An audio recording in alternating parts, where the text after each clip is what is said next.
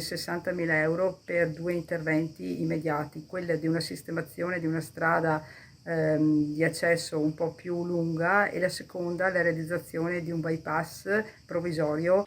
Inizieranno il 19 agosto i lavori di realizzazione del bypass nella zona franata delle Perdonanze, collina sopra Cozzuolo. Si tratta di uno dei 3 step previsti dall'amministrazione balliana per ripristinare la viabilità nella zona franata lo scorso 2 aprile dopo le intense piogge. Intervento fortemente voluto dai residenti della zona che da 4 mesi e mezzo sono costretti a raggiungere a piedi le proprie abitazioni.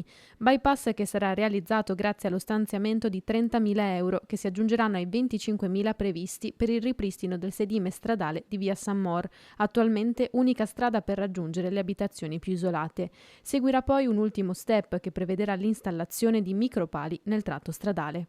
Un intervento definitivo che verrà realizzato il prossimo anno con il contributo della Regione Veneto di 350.000 euro per la messa in sicurezza definitiva della strada.